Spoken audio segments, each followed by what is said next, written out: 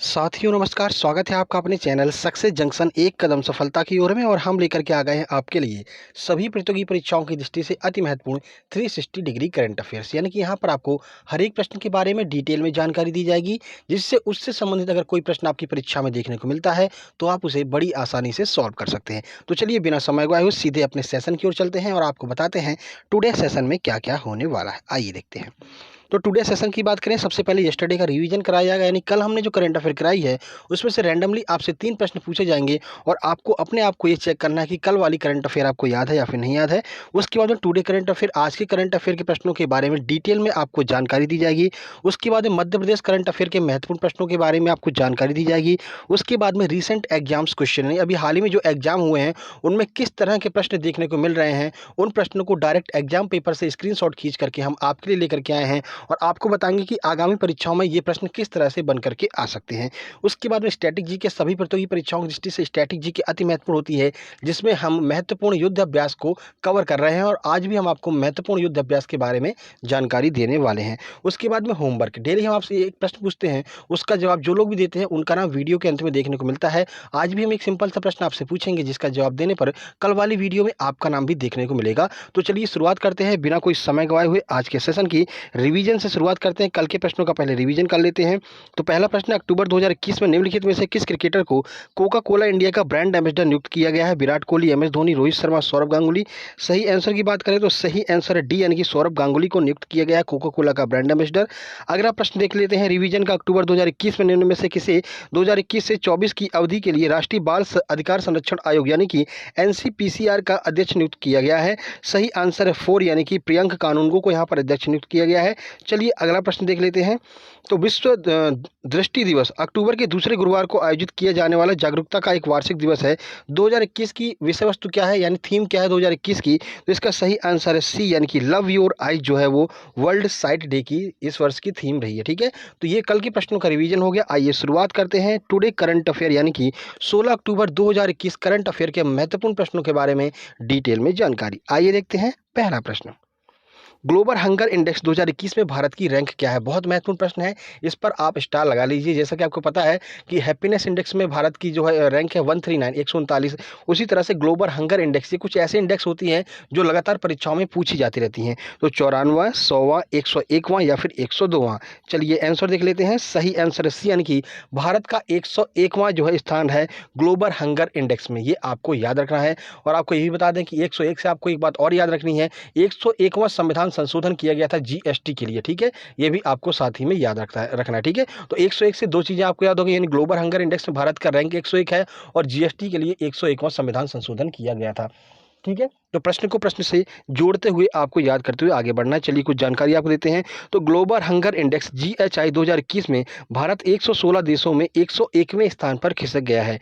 2020 में भारत 107 देशों में 94वें स्थान पर था। ठीक है, तो 2020 की रैंक पूछी जाती है तो आप 94 बताएंगे, 2021 की रैंक पूछी जाती है तो आप 101 बताएंगे।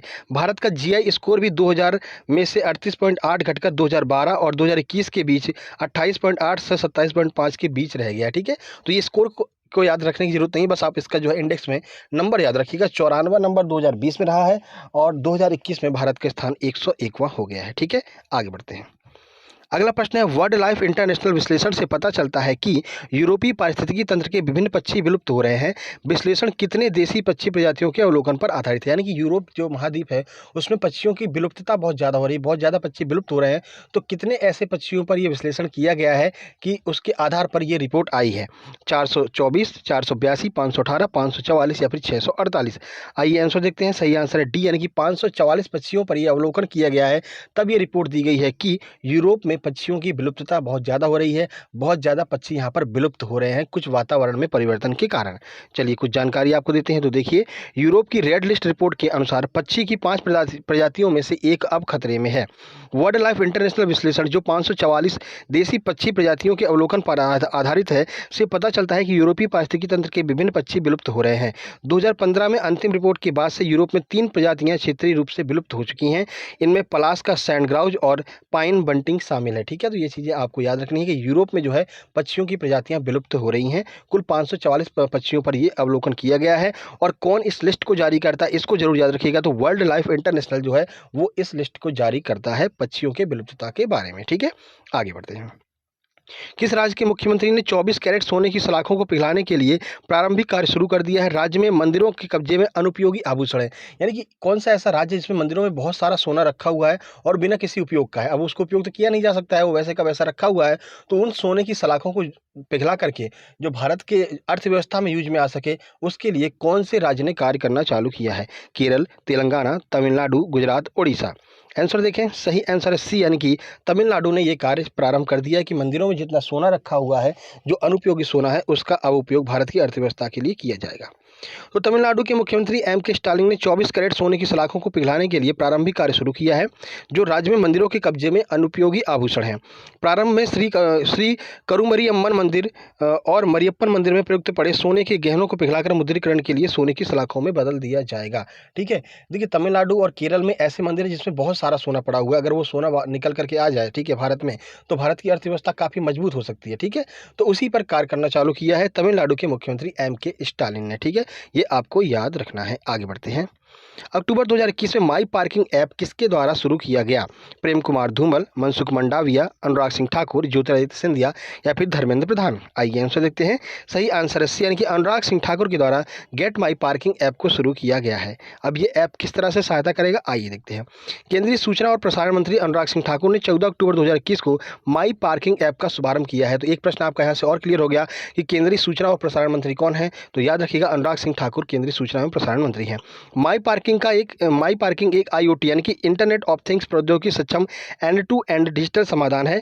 इसे broadcast engineering consultant India limited ने साउथ दिल्ली म्यूनिसिपल कॉर्पोरेशन के साथ मिलकर के म्यूनिसिपल सीमा के तहत सभी अधिकृत पार्किंग को डिजिटाइज करने के उद्देश्य से विकसित किया है। तो पार्किंग के बारे में है ये, मतलब कि जहाँ पर भी आपको पता है पार्किंग वगैरह होती रहती है, जैसे लाल किला हो गया, ठीक है ना, कुतुब मीनार हो गया, इन सभी जगह पर पार्किंग को लेकर पार्किंग को डिजिटल करने के लिए ये ऐप शुरू किया गया है, माई पार्किंग ऐप। ठीक है, आगे बढ़ते हैं। सीधा प्रश्न पूछा जाएगा, पार्किंग को डिजिटलाइज करने के लिए कौन सा ऐप चालू किया गया अनुराग सिंह ठाकुर के द्वारा? तो आपको आंसर देना माई पार्किंग ऐप। ठीक है, आगे बढ़ते हैं। अंतर्राष्ट्रीय क्रिकेट परिषद आईसीसी ने पुरुषों के T20 विश्व कप के दौरान मानसिक स्वास्थ्य और बच्चों और किशोरों की भलाई के बारे में जागरूकता बढ़ाने के लिए निम्नलिखित में किसके साथ में भागीदारी की है? यूएनडीपी, यूएनईपी, यूनिसेफ या फिर ILO? आइए आंसर देखते हैं। सही आंसर है सी, यानी कि यूनिसेफ के साथ में भागीदारी की है। यानी कि T20 जो वर्ल्ड कप होने वाला है, उस दौरान जो भी दृष्टिहीन लोग हैं, मानसिक रूप से जो अस्वस्थ लोग हैं, उनके बारे में, उनकी मतलब की भलाई के लिए जागरूकता फैलाने में जो है T20 वर्ल्ड कप के दौरान कार्य किया जाएगा। ठीक है, चलिए आगे बढ़ते हैं। कौन कौन करेगा? तो यूनिसेफ मिलकर के ये कार्य करेगा। तो अंतर्राष्ट्रीय क्रिकेट परिषद आईसीसी ने यूनिसेफ यानी कि संयुक्त राष्ट्र बाल कोष के साथ ही एक साझेदारी की है। ठीक है, ये दोनों मिलकर के जो है जो मानसिक अस्वस्थ बच्चे हैं उनकी भलाई के बारे में कार्य करेंगे। तो 17 अक्टूबर 2021 से शुरू होने वाले पुरुषों के T20 विश्व कप के दौरान मानसिक स्वास्थ्य और बच्चों और किशोरों की भलाई के बारे में जागरूकता बढ़ाएगा। कौन कौन? आईसीसी और यूनिसेफ। यह साझेदारी यूनिसेफ के वैश्विक अभियान #ऑन योर माइंड को बढ़ावा देगी, जो बच्चों के अच्छे मानसिक स्वास्थ्य को बढ़ावा देने के लिए कार्रवाई का आह्वान करती है। ठीक है, हैशटैग याद रखिए, क्योंकि हैशटैग आजकल एग्जाम में पूछ लिए जाते हैं। तो ऑन योर माइंड जो है वो जो है हैशटैग यहाँ पर चलाया जा रहा है, जो अस्वस्थ बच्चे हैं मानसिक रूप से, उनके भलाई के बारे में कार्य करने के लिए। आगे बढ़ते हैं। तो यहाँ से हम शुरू करते हैं 16 अक्टूबर 2021 मध्य प्रदेश करंट अफेयर के महत्वपूर्ण प्रश्न। आइए देखते हैं पहला प्रश्न। मध्य प्रदेश में लाडली लक्ष्मी उत्सव का आयोजन कब किया गया? 14 अक्टूबर, 15 अक्टूबर, 13 अक्टूबर या फिर 12 अक्टूबर? आइए आंसर देखते हैं। सही आंसर है ए, यानी कि 14 अक्टूबर को मध्य प्रदेश में लाडली लक्ष्मी उत्सव का आयोजन किया गया। अब लाडली लक्ष्मी योजना कब चालू हुई थी, क्या क्या इसके महत्वपूर्ण उद्देश्य हैं, आइए पूरी जानकारी आपको देते हैं। तो प्रदेश में 14 अक्टूबर को राज्य स्तरीय लाडली लक्ष्मी उत्सव का आयोजन किया गया।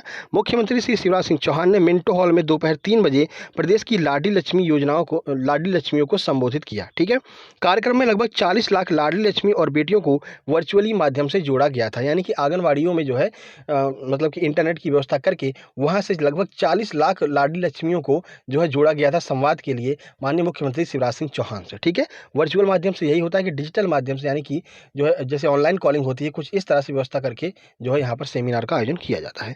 प्रदेश में लाडली लक्ष्मी योजना की शुरुआत 1 अप्रैल 2007 को की गई थी। महत्वपूर्ण है क्योंकि अब इस पर काम हुआ है, तो यह आपकी परीक्षा में आ सकता है, तो इसको स्टार मार्क कर लीजिएगा। ठीक है, आगे बढ़ते हैं। निम्नलिखित में से ग्वालियर शहर में किस टूरिस्ट सर्किट को विकसित किया जाएगा? महाराज बाड़ा, फूलबाग बैजताल, थीम रोड सर्किस या फिर उपरोक्त सभी? आइए देखते हैं।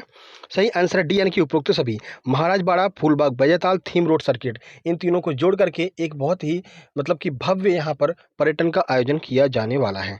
देखिए कौन से मंत्री ने इसकी ओर पहल की है। तो केंद्रीय नागरिक उड्डयन मंत्री श्री ज्योतिरादित्य सिंधिया ने पर्यटन अधिकारियों को निर्देश दिया है कि राष्ट्रीय और अंतर्राष्ट्रीय पर्यटन मानचित्र पर ग्वालियर के पर्यटन को विकसित करने के लिए टूर प्लान को इस प्रकार से अंतिम रूप दें जिससे कि देश विदेश के पर्यटक इस ओर आकर्षित हो सके। देखिए आपको पता है ग्वालियर में बहुत सारी ऐसी चीज़ें हैं जो पर्यटन के लिए बहुत अच्छी हैं, मतलब कि दूर दूर तक जिनका मतलब नाम है, लेकिन उस पर कुछ अच्छी तरह से कार्य नहीं किया जा रहा, इस वजह से जो पर्यटक वहाँ पर नहीं आते हैं। इसी पर कार्य करने के लिए नागरिक उड्डयन मंत्री ज्योतिरादित्य सिंधिया जो कि ग्वालियर के ही हैं, उन्होंने कार्य करने के लिए अधिकारियों को आदेश दिए हैं। केंद्रीय मंत्री श्री सिंधिया ने ग्वालियर के टूर प्लान को अंतिम रूप देने के लिए 8 बिंदु बनाए हैं, यानी कि 8 बिंदुओं के आधार पर ग्वालियर में कार्य किया जाएगा।